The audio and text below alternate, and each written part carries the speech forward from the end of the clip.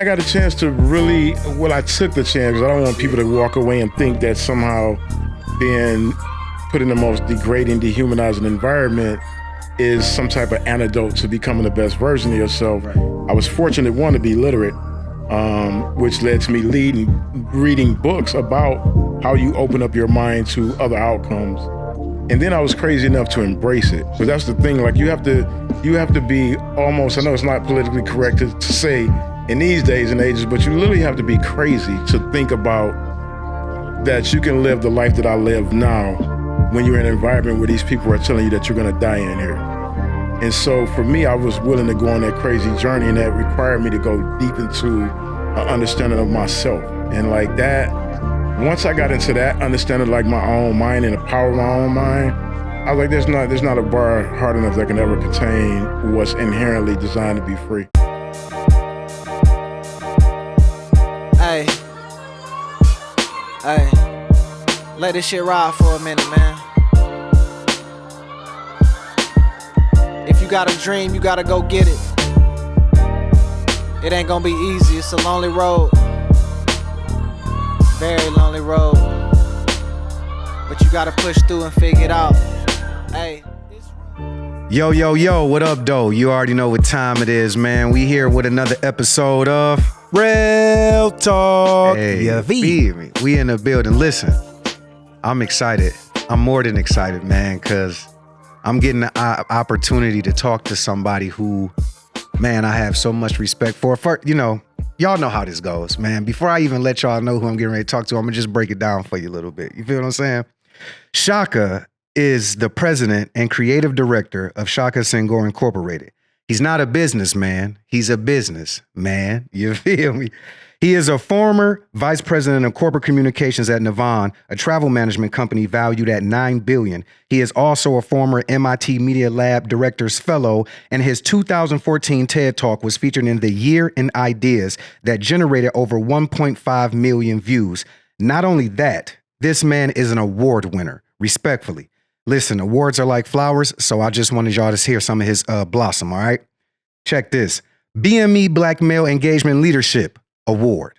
The Manchester University Innovator of the Year Award. The Ford Man of Courage Award. The Ebony Magazine Power 100 Honorary and the NAACP Great Expectation Award. He's also been recognized by Oprah Winfrey Network as a Soul Igniter in the inaugural class of Super Soul 100 group of Trailblazers. He has also taught at the University of Michigan, and he travels the world sharing his story on redemption with executives, founders, athletes, and world-class leaders. He was also featured in the Emmy Award-winning documentary, The 13th, directed by Ava DuVernay. But you know what's even crazier about that? That's not even why we here today. That's not why we here. The reason we are here is because this man is a New York Times best-selling author. You understand me? And listen, I am honored to sit down and have an exclusive one-on-one conversation with his new body of work that he is introducing to the world. Y'all see this? Do you see this right now? How to Be Free, a proven guide to escaping life's hidden prison. Ladies and gentlemen, this is Shaka Senghor. Hey, go on, give it to him, man. Get that man his flowers, man. Man, it's crazy, bro. Hey, what's up, brother? I'm so happy to be here, man. Hey, come on, listen. It's exciting, man. Exciting times. Yes, I'm excited to have you, man. Yeah. I'm excited to sit down and talk to you because your mind to me is one of the most brilliant minds to ever walk this earth. And to be able to talk to you about this new body of work that you have, man, I'm so excited. I just got to show y'all again because I've had an opportunity to read this, exclusively. Not only because we have a personal relationship, but it's even more personal because this is my cousin. Just a little side note, we are family. We are family. But man, this book is so beautiful and engaging on how to navigate life and try to understand where you are in your place in life. I will say this, before we jump into this, I usually like to open up my conversations with something that just gets the mind going, right? And the question doesn't have to pertain to anything particular, but I just want you to allow your mind to be open. So my question for you to start off this conversation today is If you were writing and you had to describe yourself, how would you? Wow. If I was writing, I had to describe myself. That's a big question. I think the way that I would describe myself is really in one word: resilient. I think it encompasses everything that I think about life, everything that I exhibit in the life that I live. No matter what obstacles I've ever been faced with, I've always risen to the challenge. And it's the part of me that I hold to be really sacred.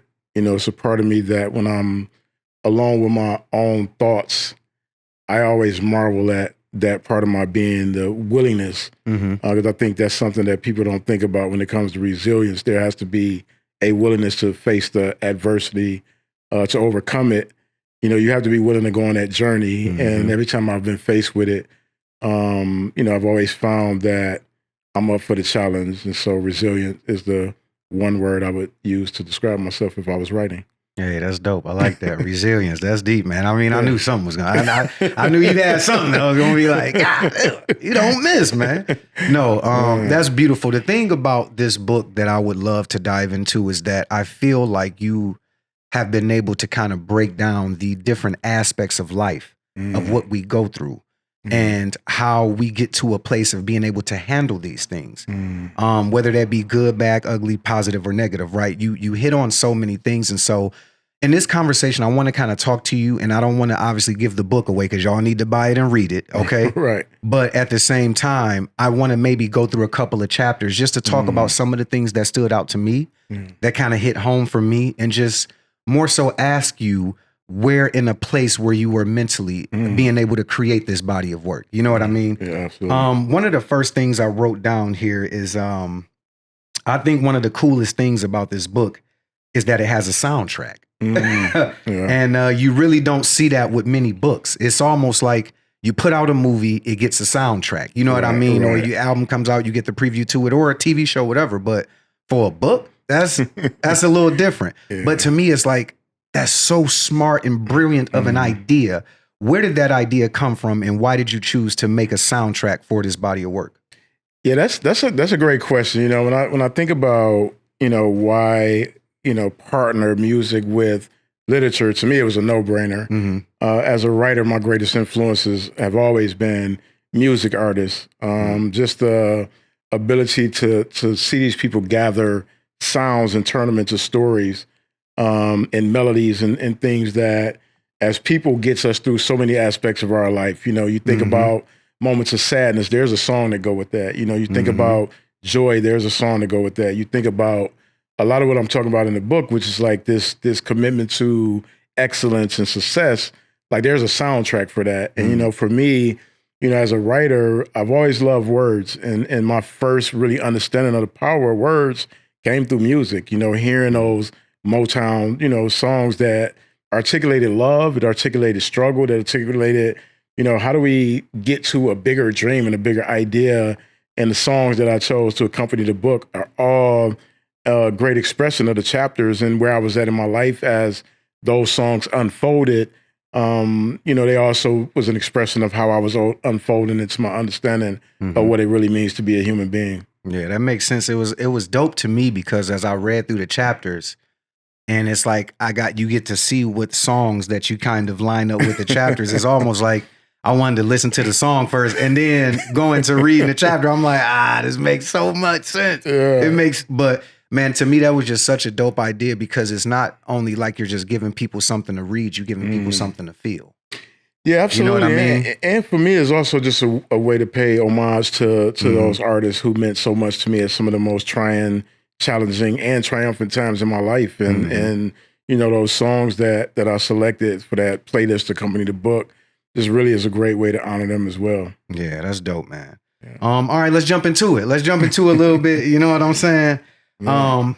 Opening the book, going through the first couple of pages, and just watching you open yourself up to what this creation is for you. You wrote in there, you have a mantra that creates the presence of this book. And it's like, I don't have to wait to be free.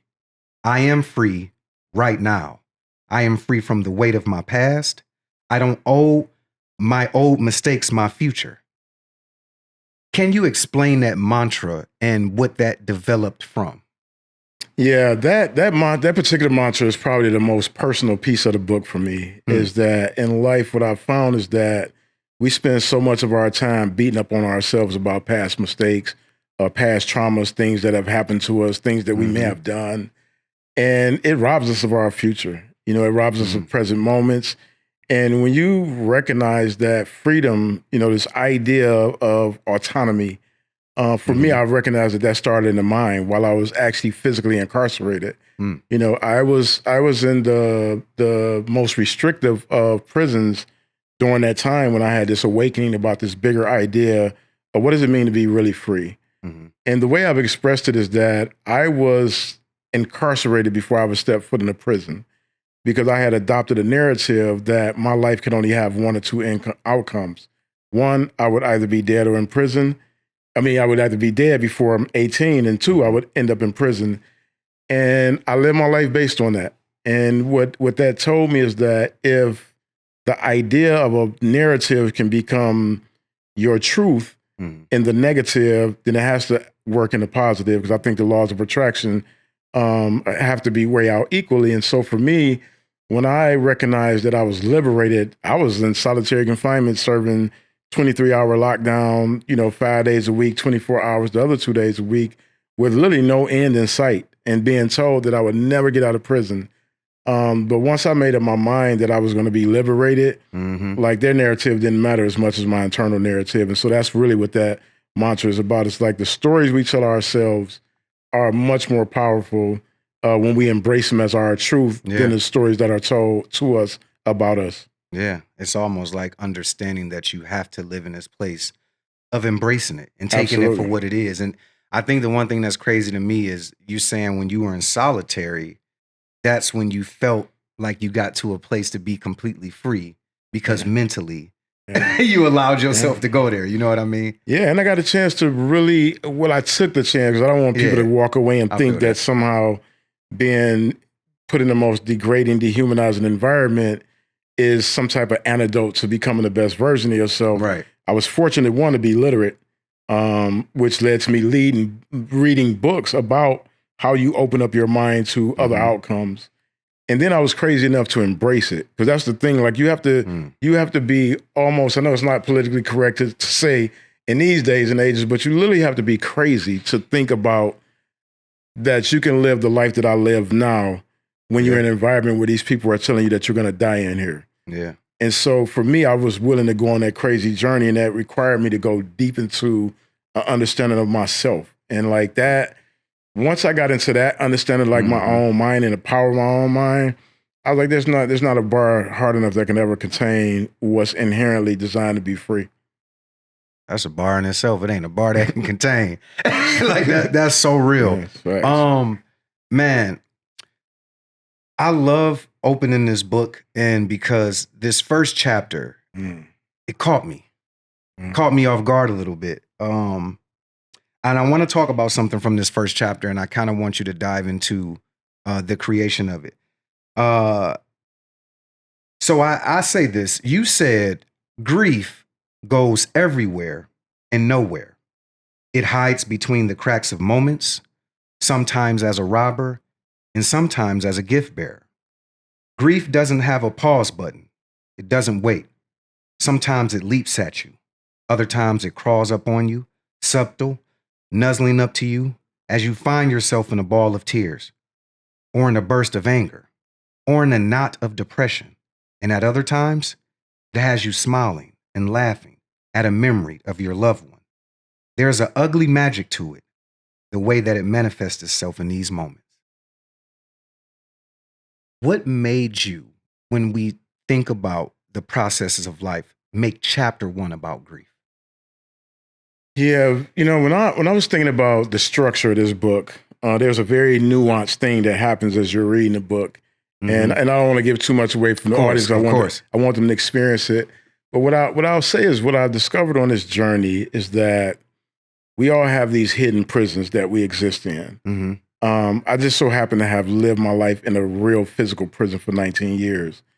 But when I got out and I got this opportunity to really explore life, and I've met people on, every walk of life you can imagine. I have friends that are, Silicon Valley titans. I got friends who are, titans in Hollywood and finance. And I got friends who are just walking out of prison right now.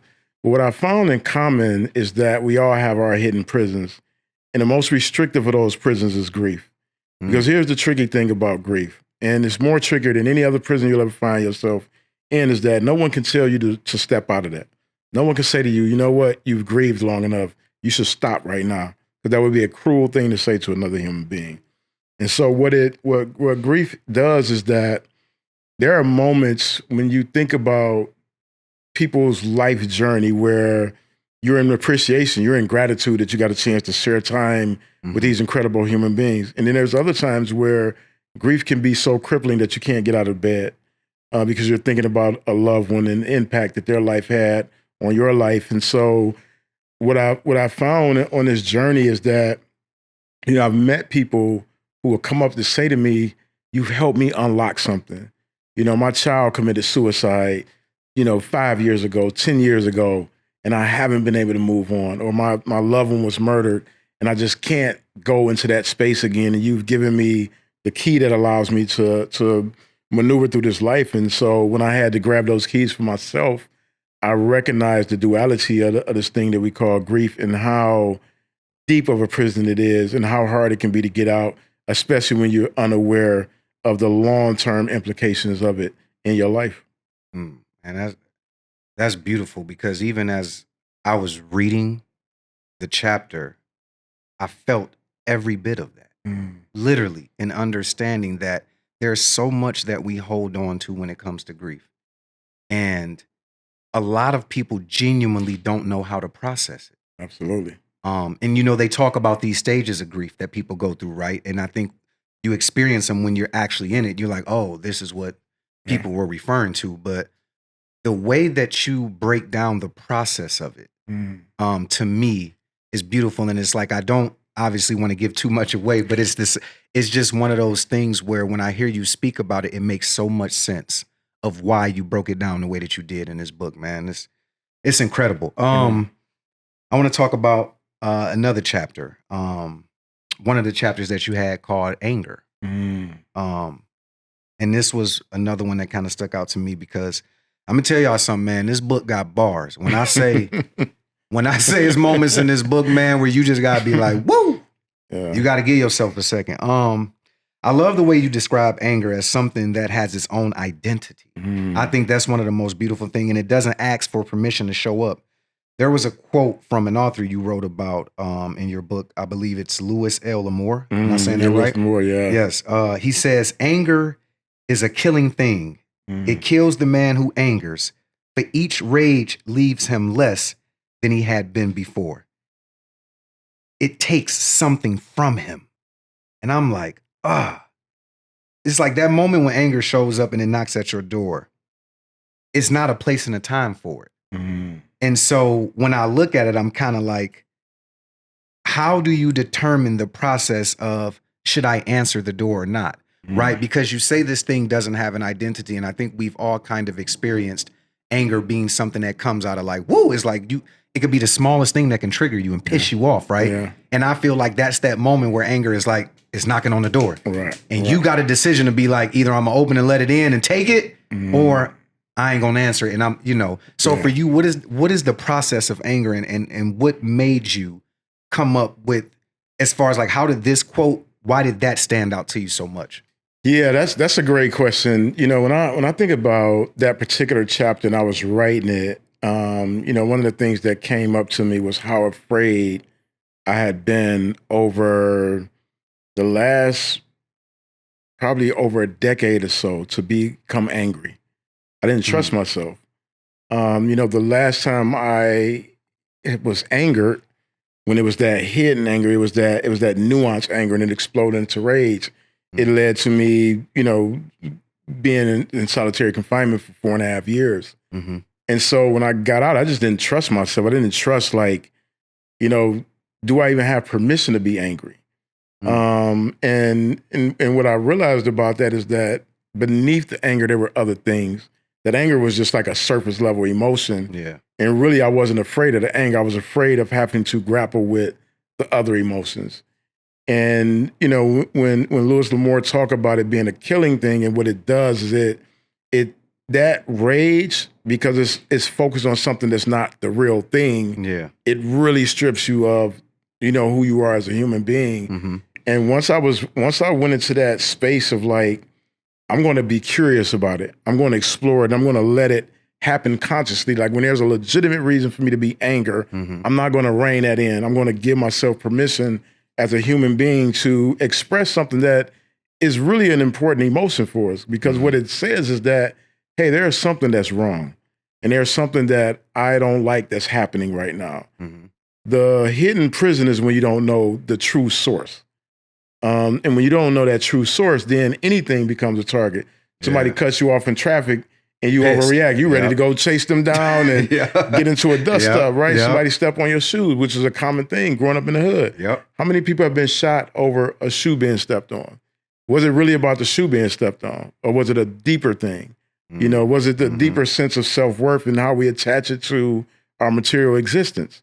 You know, in relationship dynamics, you get into a dust up with your significant other. Is it really about, you know, that they didn't put the twist back on the bread? Right. Or is it something else that was really happening in the background that you haven't addressed in your own life? And so this is why it's one of the most selfish prisons we find ourselves in, because it serves us. You know, it serves our ego. It makes us feel empowered. You know, if you think about everything that's going on in the world, the conversations in the world are very anger fueled. Very true. And really what's beneath that anger is I don't feel secure in my place in the world. You know, I don't feel that my voice matters. I feel like what I've worked hard for, someone else is going to take away from me and benefit from. And so what happens is we got a lot of misdirected rage flying, which really strips us of our humanity. And that was one of the things that, you know, I discovered in my own journey, that there were things that were deep beneath the surface of that anger that I hadn't addressed. And once I was able to address it, it was one of the most liberating things in the world. I mean, it's beautiful because obviously it's allowed you to grow into a place of where you are today. Absolutely. It's allowed you to find balance in your life, which is why I think this book is created, because ultimately it's the hope that people can be able to take from it and understand that we're all kind of one and the same when it comes to anger. We all kind of deal with it in a ways where it can just pop up on you. It doesn't have an identity. And then you have to learn how to process it and handle it. And to me, this is almost like a perfect guide to understanding the stages and process of anger, because a lot of times, and as you guys get through the book, you'll see there are ways you break down these chapters. It's like the most beautiful thing to me is like, it's almost like a chapter inside the chapter. You know what I'm saying? And to me, I found that to be so creative when it came to this body of work. Just because it's almost like when you get done reading, it's like, okay, I understand that, but you like, no, but think about this and think about that and then try to apply these things. And it's like, oh, I wasn't even thinking about that reading a chapter. It was like, I just understood. You see what I'm saying? To me, I think that is a beautiful thing, man, that you have allowed people to not just read the chapter, but it's almost like a chapter inside of a chapter, because there's levels to this. It's not just a surface level thing, right? You have a chapter where you talk about vulnerability. That is a very big thing for me because, man, I'm an actor, right? And as an actor, to be vulnerable is one of the most beautiful places you can live in performance and live in your art. There was a quote from this chapter by Brené Brown. I'm saying that right. Vulnerability is our most accurate measure of courage. As we sit here today, how does your courage correlate with this book? You know, this is a very courageous, authentically courageous moment for me. Because the areas that I take people into are the most fragile. And what I've learned on this journey, you know, when I set out to write this book, I'm like, what is my divine purpose? Like, what is the thing uniquely given to me that I'm tasked with sharing with others? And it was this big idea of freedom. And then I got to writing the book and I realized that I was liberating other parts of myself that I hadn't even been aware of. And that's why these hidden prisons are so tricky, because even someone who has gone on that journey and I feel like I'm one of the most liberated people in my thinking, there were still things that I was unlocking. And there was a vulnerable nature to it that, I don't know how people are going to receive this. I don't know how people are going to interpret some of these stories. Yeah. I don't know what they're going to take away from that, and anytime you're exposing, your most intimate thoughts, the way that you think about life, the way that you navigate love, the way that you navigate success and trials and tribulations, you're really putting yourself out there, and this is one of those things where when I asked that question, what is my divine purpose? What came back to me was clear as day. It was that you have to give up the essence of your being to open other people up to the idea that they too can be liberated. And like, there's a vulnerability in that that's like, it's kind of like, it reminds me of when Erykah Badu is like, I'm sensitive about my shit. You know what I'm saying? But facts. It's like that on steroids. You know what I mean? Because this is my real life. This is the inner workings of my mind and my spirit and the lessons that I've learned, but also the practices that I hold true to myself and that I'm sharing with people. It's like, you got to believe it. You got to be a little crazy to go on this journey with me, but crazy in a good way. Yeah. Because to me, I felt, if there's I've read obviously several of your books. I mean, we've worked together, we've done projects. I'm very familiar with your work, but being someone who is so familiar with your work, this felt like the most vulnerable I've ever experienced it. Yeah. Because I think we can hear the story, right? And we know, some of the things that you've been through or the trials and tribulations that you've actually had in your life. But I felt like we got a deeper dive into the vulnerability of you as a man, which didn't come from a place of just wanting to tell, but came from a place of wanting to help. Absolutely. And to me, that's why I think this book is going to hit home for so many people, because we all need the journey. I mean, that's the thing. I feel like I was a little crazy taking the journey with you reading the book. I'm like, but I felt so much of it. And it's like, this is human. Yeah. This is what humanity is, right? Yeah. This is what we live for, to have these experiences and to be able to get on the other side of those experiences and understand what it was. Absolutely. So again, man, I just think that's incredible, which is why I wanted to talk to you about this vulnerability. I know I'm hype about this book, but I'm telling y'all, man, it's literally a page turner. The moment I picked it up, I was 60 pages in and I'm like, yo, I did not want to stop reading. So trust me, y'all, got something coming. I want to get into another chapter. Hope and Composure. Man, this is, it's so dope because Composure goes deep. You know what I'm saying? It goes deep. Yeah. It only goes deep, obviously, because congrats again on success of being on King Disease 2. Song Composure with Nas, Hit Boy, which is really dope. But reading this chapter and understanding your idea of what composure is for you. And as I'm telling y'all, I'm just giving y'all little bits, but I was reading through this thing because he has so many bars, it's hard to pick. You know what I mean? Like what somebody wants to talk about, but it's serious. So, but in this chapter, you said, composure doesn't make you superhuman. It's a delicate balance between strength and vulnerability. It is about understanding the tears that you hold back in the moment will eventually need a place to land.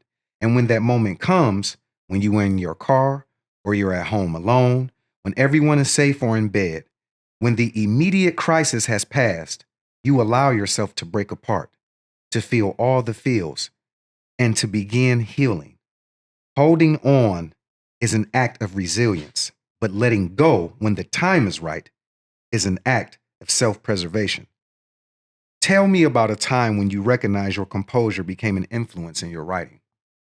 When it came an influence in my writing, it was actually writing the working on Nas with the song was a moment of like, yo, I gotta hold my shit together. There we go. Okay. And it was so wild, you know, that when Nas reached out to me, and he asked me to join him on a song, it was the most surreal moment you can imagine. I mean, you know, arguably he's the greatest, you know, lyrical artist to ever pick up a microphone. Facts. Yep. He's a beautiful poet. You know, I think people think of him mostly as a rap artist, but you know, Nas is a poet in the truest sense of what poetry is.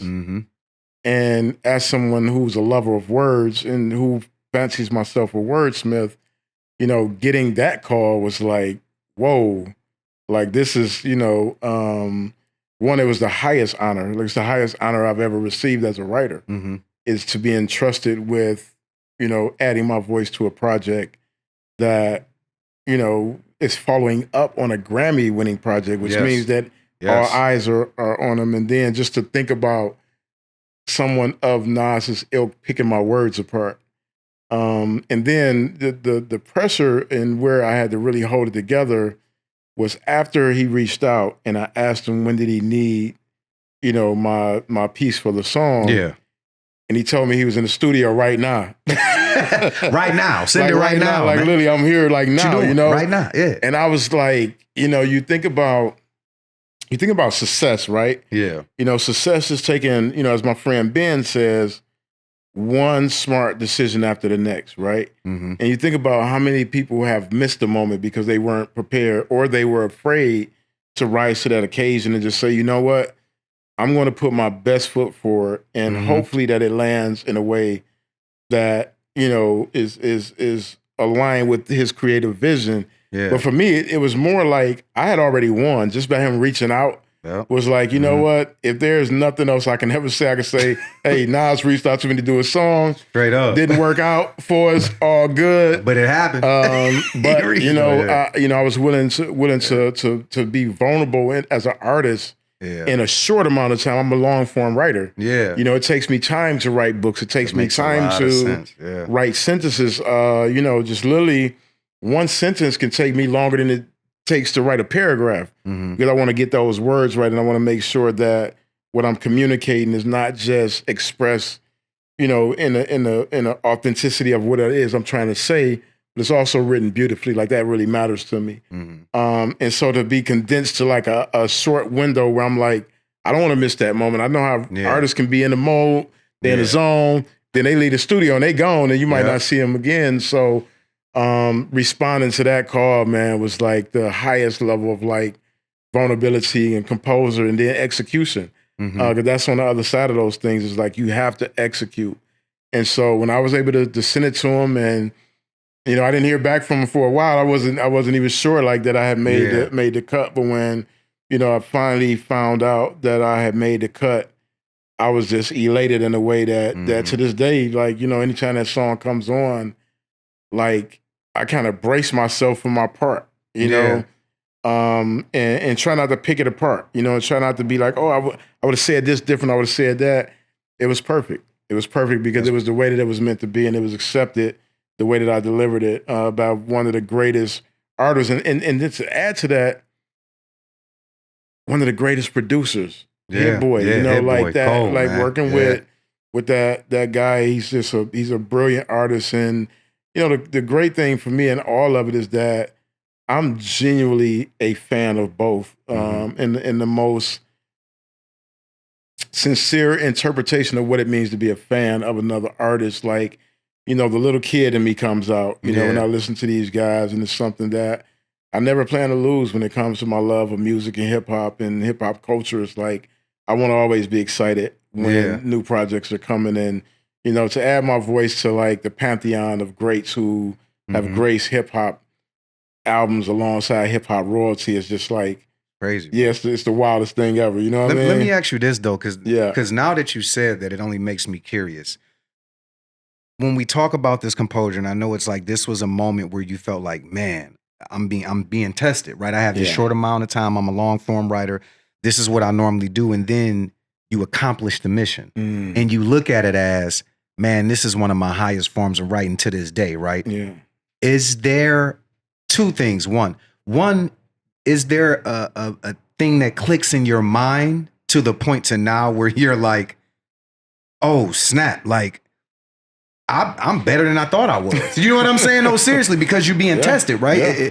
It's one of those things where you have to say, am I at a place right now because now I've been given an opportunity to truly test my skills, to show how good I am. And now that you accomplish it, does that put you in a place to where you say to yourself, how can I now try to push myself further? Or do you live in a place to say, well, I don't need to look for the highest of highs when it comes to writing anymore because I've accomplished this. I just need to be satisfied with the work that I put out. You get what I mean? So where do you live now knowing that you've had that experience and you've been pushed to a limit that you never have? Is there still room for you to grow as a writer? Oh, absolutely. I love that question. That's why it's probably one of my favorite questions because, you know, I'm an artist in the truest sense, you know, and that I study the craft of writing. You know, I think it's one of the most beautiful forms of communication, and you see it in everything that we do, right? Yep. Like, you know, when I think about you as a artist and as an actor, you know, I always think about like, what can I write that you can give birth to in a meaningful and a beautiful way, right? Yeah. And I just think about the stories that stick with me and resonate with me from like, you know, hip hop culture, the wordplay.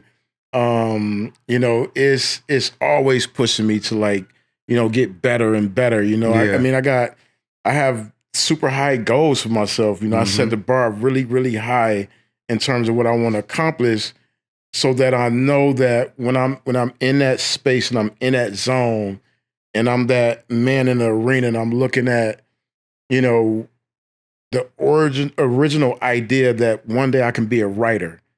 And I'm pushing myself. You know, my process of understanding language and understanding how to tell stories, like that is what, you know, that's what drives me, man. It's like, I want to be better. You know, I want to be the best. Like I don't, you know, when I first started writing, one of the things I was afraid of is somebody label me as saying, you're great for somebody who's been in prison. Like, man, I wanted to be great because I'm fucking great. That's it. Like, I want to be the best at what I do.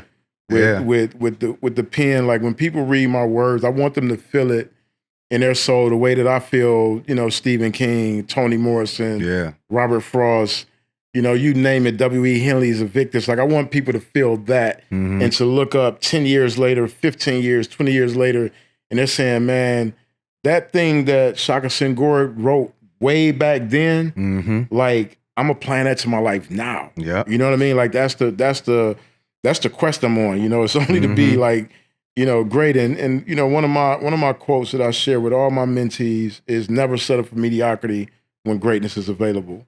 And so for me, the bar is always to be greater than my last body of work. And, you know, my bodies of work, man, they're standing the test of time. For sure. You know, I will put my words up against anybody, any place, anytime, and know that, you know, my work stands alongside great literary writers.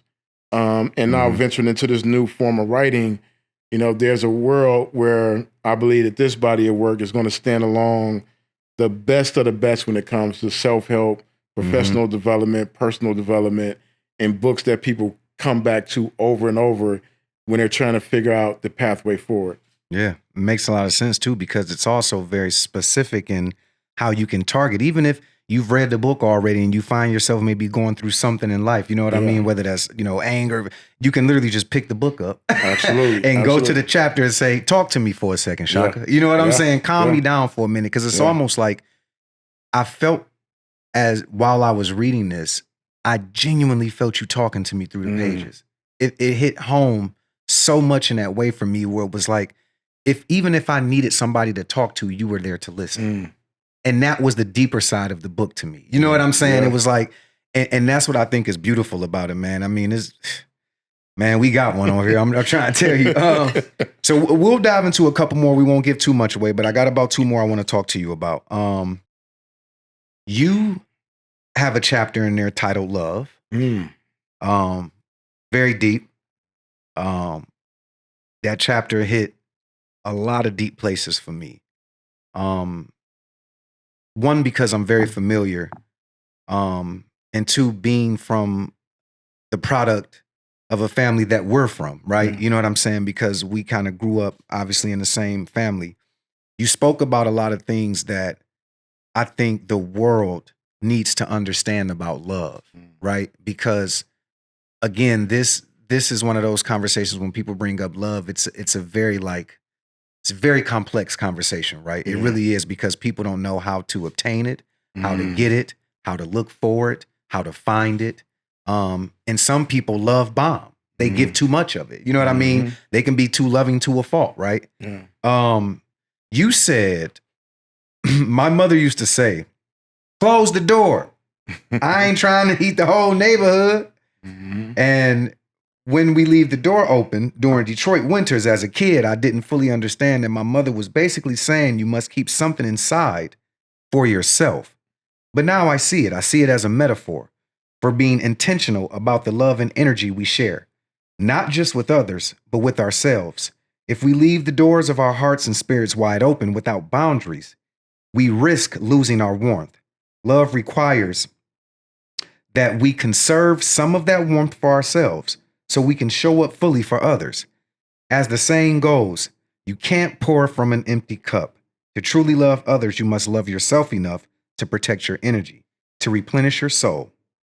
You talk about this as well as how it's helped you find love in life, right? Would you say that love has an identity when it shows up? Does it ask questions, or does it already know the answers?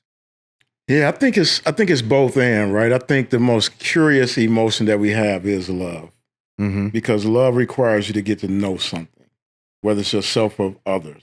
And if you really want to get to the depth of what it means to really understand love, you got to go on that seek mission. You got to really seek out, like, what does this really mean? You know, what is this really bringing up for me? And it's the love in all these iterations: friendship, romantic love, you know, parental love, you know, family. It's so many different iterations of this one powerful idea. It's the most powerful emotion we have because it's the most creative and it's the most, you know, life generating, you know, but there's this thing that you also have to protect it, right? And, you know, when I was thinking about that experience, you know, them Detroit winters can be brutal. And as fast as you open that door, that wind comes in and it just, you know, it robs you of that warmth. And that's what heartbreak does. Yeah. You know, when you have a broken heart and you don't heal that and you don't patch that up, it robs you of that warmth. And that's why you have to, well, you don't have to do anything. You can choose to. But for me, what I chose to do was really to think about where hadn't I set boundaries and where hadn't I been curious enough? You know, because there's these different levels of like how love shows up, you know, and it can be the most warm experience, you know, but then it's like, okay, now you got to get to know a person. Yeah. And you got to create space for that, you know, love to really evolve into a thing. But again, it's not just romantic love, you know, it's that self-love. And that's where, to me, it gets super complex because our idea of what does it mean to love yourself, it doesn't mean to alienate yourself from others. Yeah. You know, what does it mean to protect yourself? It doesn't mean that you disconnect from the people around you. It means that you actually lean into that with curiosity. And you actually lean into that with the understanding that it's a give and take in it, you know? And, you know, the way that I experience it, you know, as a dad, you know, as a husband, you know,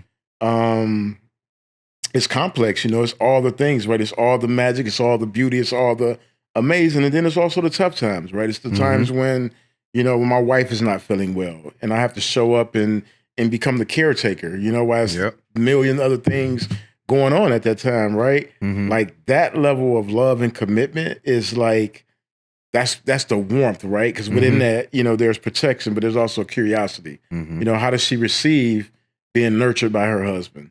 You know, when there's something going on with my son, when he didn't achieve a goal he set for himself and he's sad. Like, how do I show up then as a dad? Am I just like expressing, oh, get over it and get tough, blah, blah, because I have my own traumatic shit that I haven't healed? Yeah. Or am I curious about his journey? and how his world is different from the world that I grew up in. Mhm. And if I lean into that curiosity, that's the true love. You know what I mean? Because now I'm centering him.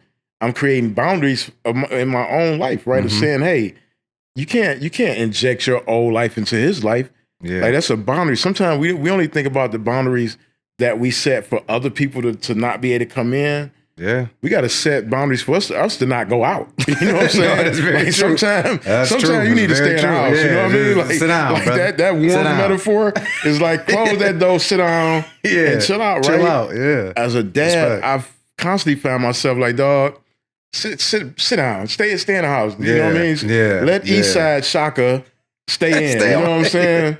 And you create that boundary, and that actually helps you build deeper relationships with your children. And the same thing with family and friends, that you gotta, true love is a respecter of boundaries. Both the internal and the external. And it's the most curious of emotions, because it gives us an opportunity to really get to know each other in a deeper way. Man, I mean, it makes so much sense, man, the way that you express. Because when I look at love in your life, right, I think about the things that I personally know that you've been through, right? Even with relationships, and how you've been able to open your heart up even through trial and error, right? Trying to figure it out. How you've opened yourself up as a father, as a husband, as a son, as a brother, and knowing what you've been through to still be able to live in a place where you can exude unconditional love, to me is amazing. But again, to me, that's why I say I think this book is so vulnerable, because you express so many avenues of where your love lies, how you found it, even the struggles of it, right? Because everything is not all peachy. We don't, you know what I'm saying? Like, we don't talk about love like, oh yeah, everything's just great. Right. No, you've had some real trial and error to get to the place that you are. Absolutely. And for me, I just think I really take my hat off to that, man, because for somebody like you to sit in the position that you're in, love for you could easily fade away for a lot of people, because you don't want to be bothered or deal with it. But ultimately, you said no, you took the other side and you opened yourself up. Absolutely. And you found beauty in that. So man, I just think that's beautiful, man. I want to talk about one more chapter, Becoming Unstoppable. Because now I think the total, I believe, is about 13 chapters, right? So I'm third book, 13 chapters. Third book, 313. 313. I mean, come on, man. You know what I'm saying? You see it. You had to put that Detroit up in there. You got to do it that way. I mean, it's only, you know what I'm saying? I mean, Detroit truly is a metaphor for my life, right? It's a city that went through tough shit. Yep. It was a city that was knocked down. It was a city that people thought would never get back up again. And, here we are. Now it's one of the most popular cities where people are looking to go and venture and build businesses. And I wanted to be able to express that, in a way that reminded me of, my friends back home and the businesses they built, and, the 313 as a brand. So it's third book, 13 chapters. You know what I mean? Man, that's sick. Detroit is home for us. Absolutely. And I always say our home is a place, to me, that has created some of the most influential geniuses when it comes to mind, when it comes to music, when it comes to culture.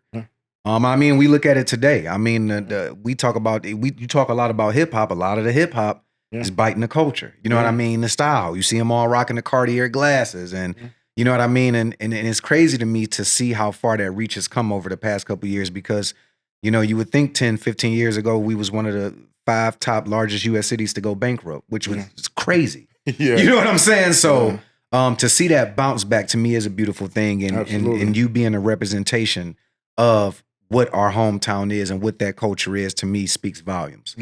But chapter 11, Becoming Unstoppable, man.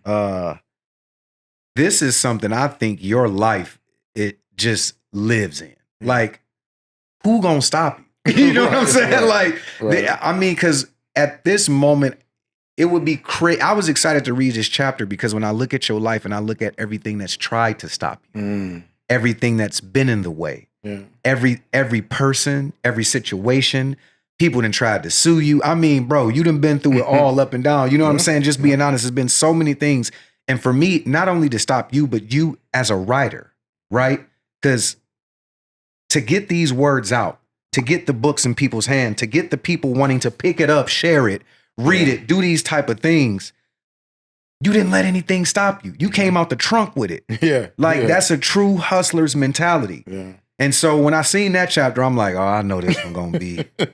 Because man, I've never seen somebody, and this is my respect to you, I've never seen somebody, in my eyes, look more unstoppable than you.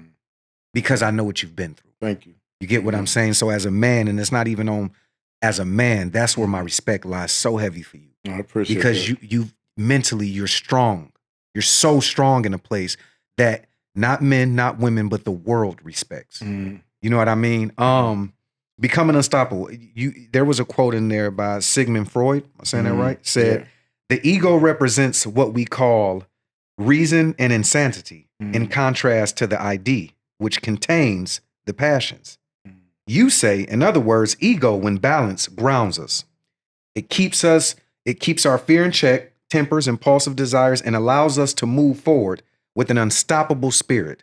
Believing in yourself is not just a lofty ideal. It is a daily practice, especially when you're locked in a constant battle between your best and worst thoughts. I think that's one of the biggest battles. Absolutely. Is our ego, thinking that we can do it on our own. And in this chapter, you talk about relationship and how ego presents itself. What has been the most beautiful part for you about your relationship with ego? Oh man, that's a great question. The most beautiful part to me is really, exactly what I said, is that it does have some value, right? It's been turned into such a negative. There's such a negative connotation around ego. Yeah. And for me, it's like, in order to do what I've done, like you got to be like, you have to have a healthy ego. You have to have a healthy sense of like, you know what? I know that there's obstacles. I'm gonna fucking win. I'm gonna go at it. I know I might look ridiculous right now, but I know I'm right. You know, and where it becomes healthy at is you're gonna when you embark on the impossible, you're gonna have so many detractors that's gonna make you think you're crazy. Yeah. Oh, you can't accomplish that. Yeah. I mean, when I first got out of prison, it's 2010. Nobody was selling books out the trunk anymore. That phase had passed. You know what I'm saying? Yeah, nobody was doing that, brother. Nobody was selling, nobody was wearing oversized Jabot Dreams and 3X t-shirts. I missed that era. You brought it back too when you got out. I was just like, I'm doing it anyway. Yeah. I'm doing it anyway because I know that there's something about what I'm about to do that's going to work out. Yeah. And that's where it has served me well. It's like I'm my biggest hype man. I talk shit to myself in the mirror like, let's go. You know what I'm saying? Like my self-talk is sometimes it's gentle and it's thoughtful and it's like, other time it's like, dog, let's get to it. Straight up. You know what I'm saying? What's the challenge today? Let's go. You know what I mean? Yeah. And so in that regard, when I think about the pioneers, you think about, the complexity of the world we live in, now that we take for granted. People had to build this. People had to have an idea that these things should exist, and then they had to go out and do it. And some people died on those journeys. Some people got sick. Some people got maimed. Nothing that we appreciate now that we take for granted now didn't come without pain, didn't come without suffering. People have lost relationships, significant others, husbands, wives, children, alienated from their family, business partners, fallouts. Like you don't get to what we have today, the technology, you know what I'm saying? The music, the art, the fashion, all the things that are physical manifestations of this world we live in without suffering. Without somebody getting up and saying, I can do something different. I can make this easier. I can make this look better. I can make it sound better. Like that took a level of grit, ego, perspective that is mind-blowing. And when you have it and when you tap into it, that's when you're like, whatever that dream is you have for yourself, and I tell people this, like, whatever that dream is you have for yourself, you have to take one action step toward it. Yep. And then you have to take a second one. And then you have to take a third one. And then when that obstacle pop up, you got to decide, am I going through this shit? Am I going over it? Am I going around it? Am I going under it? Mm-hmm. Or am I going to let it stop me? Mm-hmm. And I just refuse to let those obstacles stop me. Yeah. And so every time I've been faced with a challenge, in my mind, it's like, oh, this is an opportunity to learn Mm-hmm. a deeper part of myself. You know, this is an opportunity to grow. Mm-hmm. You know, I've had way more no's than I've had yeses. Mm-hmm. And most of the yeses I gave myself. You know what I'm saying? Like I gave myself, like, I've always bet on myself first. I bought my first books, you know, myself. Mm-hmm. You know, the books, I didn't get a book deal until I was on book number 5. And even then, that came as a result of me selling books out of the trunk and figuring out ways to get books in the hand of people who can possibly, you know, change the course of what it was I was trying to build. But I've always bet on myself. Yeah. You know, I've invested money in shit that it may or may not work out. Yeah. You know what I'm saying? But I do it with a level of confidence that, man, I started from beneath the mud. You know, me and a really good friend, you know my guy Fame. Yeah. Shout out 313 Fame. brand. 313 brand in Detroit for sure. You know, one of the things that Fame and I, we talk about is like, you know, I hear these guys talk about they got it out the mud. I'm like, dude, I got it from under the mud. You know what I'm saying? Whatever comes after the mud is probably where I got it from. The limestone, right? You know what I'm saying? Whatever's up under that shit is where I got it from, right? Right. Because you don't get to where I'm at this stage of life, coming from where I come from. Yeah. You know, unless you believe in a way that is like, you know, outsized ego. Yeah. You know, only somebody who has an ego in that situation can be like, man, these people telling me I ain't never get out. I'm getting out. Right. And not only am I going to get out, I'm going to be successful when I get out. Yep. You know what I'm saying? I'm going to be one of the best at what I do when I get out. You know what I Yeah. mean? And so, to me, like, in those moments when it comes to the healthy part of it, like, I embrace it. You know, it's like I got soundtracks I listen to that's like, when I need to be in that zone. You know what I mean? And like, I love it. You know, I love it's the hustle in me is like, it's different. You know what I'm saying? Like, I thrive in that. You know, I thrive in the challenge and overcoming the obstacles because I know when my son looks up, you know, and he's figuring out life and he runs into hard shit, he can look back and be like, man, my daddy was a cold motherfucker. Straight up and down. You know what I'm saying? Like, my dad didn't let nothing stop him. Yep. You know, he kept going. And I think about that from my mentees, my family members. Yeah. You know, because I have people in my life that they embody that for me. Yeah. You know, I look at a lot of the people in my life, you know, yourself included, like, man, it's amazing seeing what you do. You know what I mean? And seeing the way that your mind works and how you've approached, you know, being an artist. You know what I'm saying? And how you've done it. Like, there weren't many cheerleaders, you know, on the back end that come from where you come from that believe. There's people that believe you and love you and care about you. Yeah. When we talk about executing on a dream that other people can't see themselves in, they can't even comprehend making one thing happen beyond whatever their day-to-day life is. Like, they can love you and they can support you, but the only people that really get it are dreamers and doers.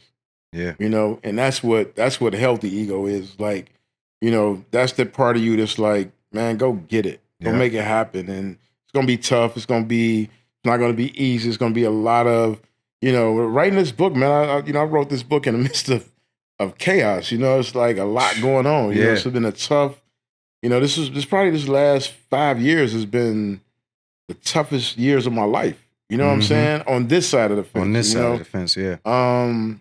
But in that, I still had to execute. Yeah. You know, I still had to stay up at, you know, to 3 a.m. and then get up at 7 a.m. to take my son to school. Yeah. Because the world doesn't stop and wait. You know, it doesn't wait for you to execute. You just got to execute and keep going. Do it. You know? Yeah, that's beautiful, man. Listen, I before we get out of here, I have to say this because we've been talking a lot about the book. We dived into a good 4 or 5 chapters without trying to give too much away because y'all got to go buy the book. Yeah, man. But there was a part in it that I wanted to kind of leave in closing, and it's just one little last piece, man. I want to leave you with this little writing on the wall, if I must. Yeah. So many bars, seen and unseen. So many hidden prisons, built in the mind and mistaken for freedom. but I'm living proof that you can break free, not just from the walls, from the mental chains that keep you stuck in old cycles. My mission now is to help others find that freedom, to show them that there's a way out if they're willing to put in it work. Again, this is Shaka Senghor.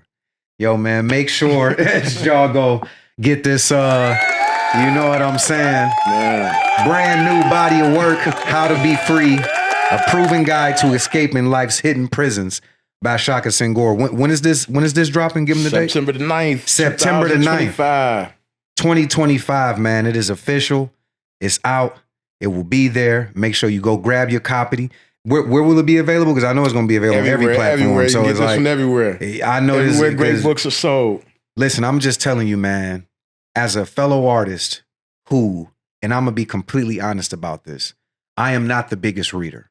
I am not somebody who thoroughly enjoys, let me go buy this book and read it. I mean, I'm an artist, I'm an actor, I read, I like to.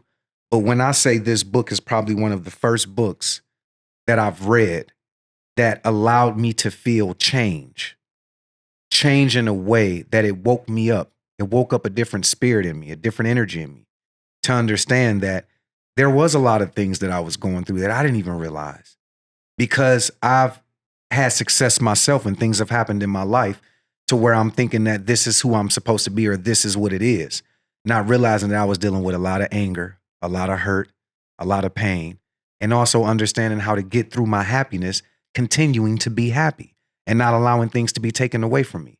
So when you guys get a chance to read this book, just know that this is something that's going to bring something true to your life. It's going to be changing. I guarantee, make sure you share it with your friends on social media, on Facebook, on any single platform you got, because this is the one to have. Again, this is Shaka Senghor, How to Be Free, a proven guide to escaping life's hidden prisons. Man, one more time, give it up for Shaka in the building, man. What we talking about, man? Yeah. Hey, cuz I appreciate you. Yeah, appreciate you, man. Sitting down, having this conversation with me. Truly an honor. Yeah, Truly man. I know we got a tour coming up for the book, right? We're going to do a whole press tour, we're right? Doing So press tour. We'll be in a lot of cities. Okay. Detroit, Chicago, Atlanta, DC, New York, Houston. I'm hitting the South. Okay. You know what I mean? New Orleans, of course, LA. Yeah. It's going to be incredible. San Fran, Oakland.